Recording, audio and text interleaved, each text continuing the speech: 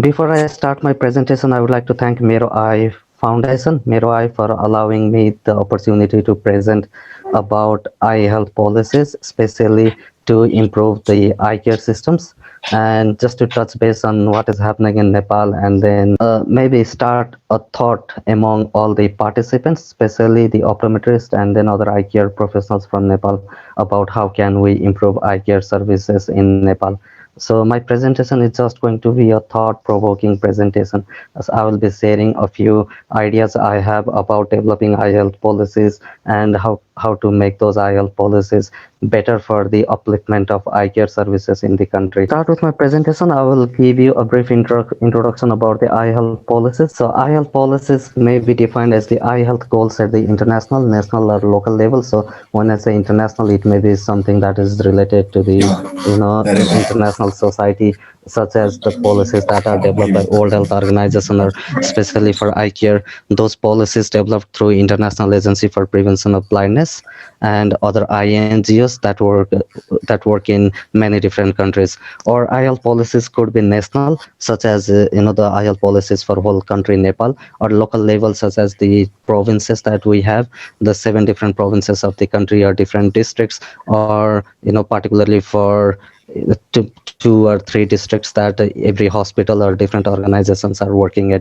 And these policies, they specify the decisions, plans, and actions to be undertaken to achieve the goals that are outlined in the policy. And an eye health policy clarifies the values in which it is based. And when we say the values, they define a vision for the future. Like, the eye health policies should define what would be the future of eye care. Like, when we are drafting the eye health policies in 2021, we may be writing how the eye health systems, or how would the eye health services look like maybe in 2025 in Nepal. And these eye health policies, they help to establish objectives, the priorities among them, and they also facilitate in setting targets and indicators. And through those indicators, we also set the outcomes. Eye health policies for different countries should be based on the agreed eye health plans of the country's stakeholders. And when we say stakeholders, they could be different associations of eye health professionals. Like, there may be an association of optometrists, an association of ophthalmologists, there could be an association of other mid-level eye care practitioners. There may be there may be a consortium of different non-governmental organizations and international non-governmental organizations that are working in that country. There may be a group or consortium of different eye hospitals, maybe private, and then public eye hospitals working in the country. There may be training institutes in the country. And when we develop eye health policies, there should be a multi-participant approach between all those stakeholders, such that when we develop eye health policies through that multi-participant approach, we may be able to make the eye health policies that provide universal access to eye care. And when we say universal access to eye care, the eye care services that are available must be inclusive. Eye health policies, when we develop eye health policies, there are certain aspects they must define. And when I say those aspects, there are about maybe 7 or 8 aspects. What I was telling is that there are these few aspects that we need to follow when we develop eye health policies. And I wanted to go through the first one, the service provision. So when we talk about the service provision, I was telling that a service provision in different countries, they differ, and the practice that actually fits a country may not exactly fit the other country. But many times we may not be able to duplicate, but we may be able to replicate the practices followed in one country to the other country. And when we develop these eye care services, the service provision in eye care must align with the healthcare system of the country. And when I say healthcare system, it should actually align with the different levels of healthcare services of that country. And the different levels of healthcare services should also align with the different levels of preventive care. And preventive care actually levels from primordial to the tertiary level. So there is a hierarchy, primordial prevention, primordial prevention, then primary prevention, secondary prevention, and tertiary levels of prevention. And based on that, what we can do is that we can actually establish eye care services and infrastructure for eye care services, starting from primary eye care centers to secondary eye hospitals to tertiary eye hospitals, and maybe in context of Nepal, there may be center of excellence or a training institute. And eye health services should actually include preventive, curative, promotive, and rehabilitation services. Only when those four aspects of healthcare services are included in the eye health policies and within the eye health services that we provide, then only it becomes a complete. Eye health services.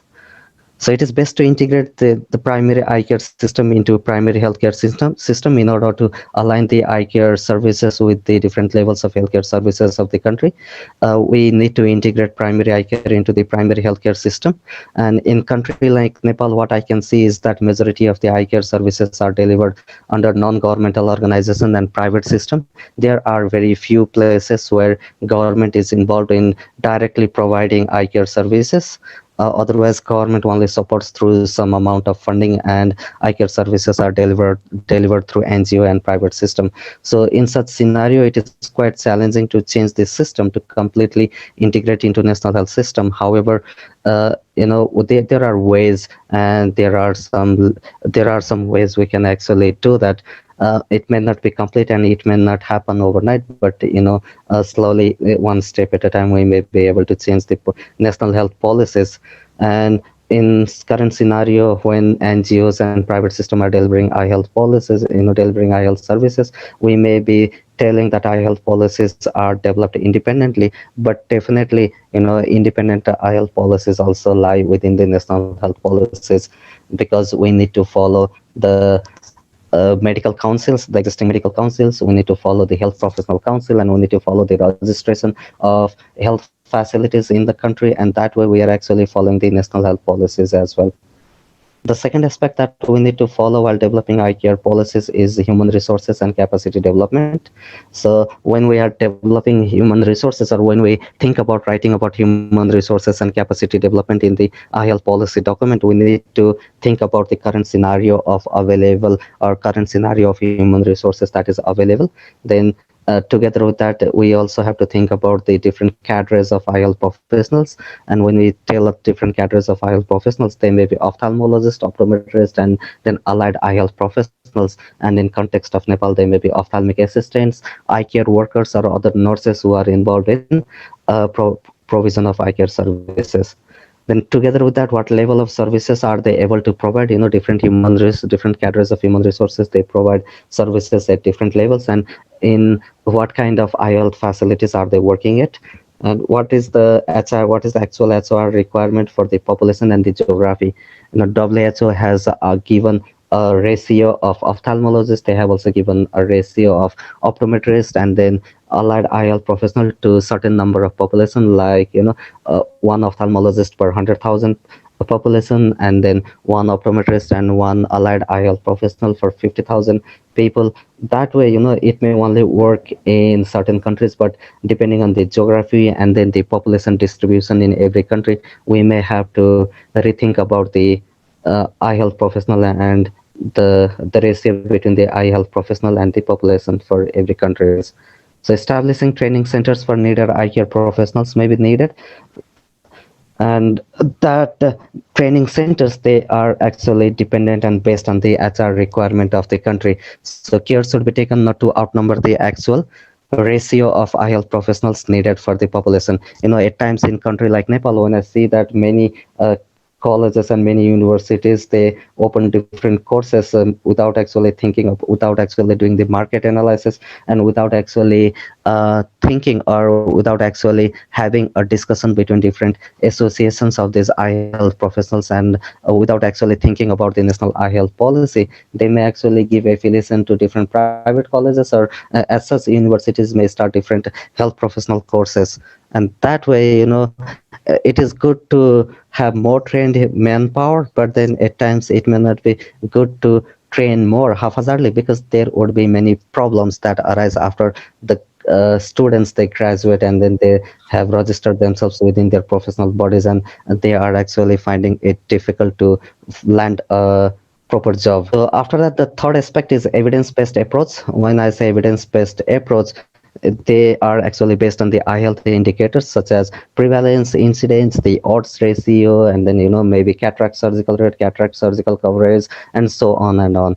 So based on the indicators, the SI requirement and needed services could be planned. If the prevalence rates are high, maybe we need more human resources to work for that prevalence. Otherwise, if the prevalence is not very high, it may actually be slow moving. So what plan for implementation of eye health activities could be based on the monitoring and operational research as well. And when I say monitoring and operational research, it actually means the implementation of the eye health policies and then the activities that are planned within the eye health policies. And when we do that, the work culture of a country may differ from other country, and that is also the reason why I was telling that the eye care services and then the service provision that actually fits one country may not fit the other country, because the work culture of a country may differ from the other country. I have worked in maybe 4 or 5 different countries in my career, and I have seen the work culture variation in each of those countries. Plan for a place may be replicated but not duplicated in other country, like I said previously. So operational research would provide information on what works well for the place. So when I say operational research, maybe if we were able to do operational research for Nepal, then we may be able to develop work plan or activities that actually perfectly fit our context. Then the next aspect is monitoring and evaluation plan. So what are the expected short, mid, and long-term outcomes that need to be outlined in the eye health policies as well? And that this should not only be mentioned in the eye health policies, but eye health policies should also be developed according to the short-term, mid-term, and long-term outcomes, and then the outputs that we are expecting for the particular eye health indicators, for the human resources available, and so on. So on that, we should also note the key performance indicators, because monitoring and evaluation is basically performed based on the key performance indicators that we have identified, and there should also be a time frame that is provided for the monitoring and evaluation plan. So within the IL policies, we may be able to write the IL service delivery system and how the delivery system would be, and how would we conduct the monitoring and evaluation for the whole country as well. So documentation of good practices is next thing that we may be able to write in the IL policies draft. Within the national IL policy, good practices are documented, and these good practices are actually learned from the monitoring. And the next thing is the operational plan that I was talking about, the operational research that we have done. So good practices are learned through the operational research that we have done for the particular country. And well performing eye care plans are the ones that are developed and executed well as well. So they could be taken as examples, and we may be able to look at examples from different countries, and then the IL policies developed in different countries, and then see what has worked well for those countries and uh, replicate them in our own countries.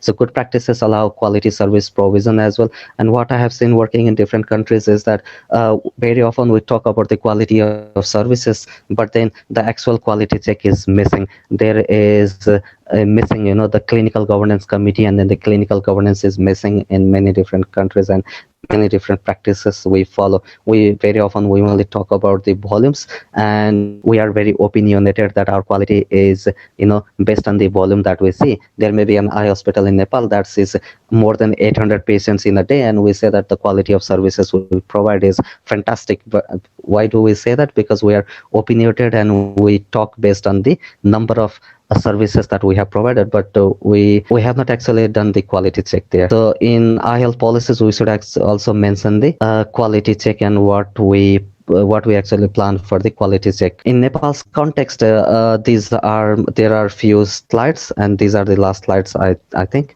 So I wanted to just touch base about Nepal's context, and maybe start thinking about, especially focused for that is why I have written specially focused for the audiences from Nepal. So we may have to start thinking, how many of us are aware of the national eye care plan for the country? Is there national eye care plan for the country? Recently I was teaching master of optometry students at Himalaya Eye Hospital, and we were talking about the country. And I know there is an apex body for eye care in the country, but it was quite difficult for me to locate national eye care plan for the country, and it was quite difficult for me to locate the document about different levels of IL services provision in the country as well. So we may have to start looking into that quite seriously. Are we able to contribute in drafting the National Eye Health Plan? So, as an individual optometrist, or as an individual public health practitioner, or as an individual, ophthalmic assistant or ophthalmologist, am I able to contribute in drafting the National Eye Health Plan? So, what is the situation of human resources for eye care in the country? There are many talks happening, like, is it good to start a new optometry training program? Is it good to continue with ophthalmic assistant training program? How many ophthalmologists should be trained per year in the country? So all those aspects, we need to discuss those in a forum, and there must be a constructive, discussions among different professionals in the country. Are the available human resources able to practice in full scope allowed within their profession? That is next thing that we have to see. And when I say that, I may also be asking, is behavior change happening in the graduates? When I say behavior change, what I learned in my learned through my training, maybe optometry training or ophthalmology training or ophthalmic assistant training, am I able to practice according to what I was taught? Am I able to practice in full scope? That is what behavior change means. And are we in a state where the market analysis of the supply and demand of professionals is calling? That is what I was talking about, establishing new training programs previously. So do we have the supportive environment for teamwork between different cadres of eye health professionals, ophthalmologist, optometrist, and other allied eye health professionals? How is the collaboration between the different associations of eye health professionals in the country? So when we develop eye health policies, all these aspects must be considered. There must be dialogues between different eye health professionals in the country. There must be dialogues between different stakeholders of the country, and an eye health policy that is beneficial for the whole country, and for the whole eye care fraternity of the country, and for the whole population should be developed. That's it from my side. Over to you, Neeraj, sir. Thank you, Pawan sir. It was a wonderful session. Thank you all.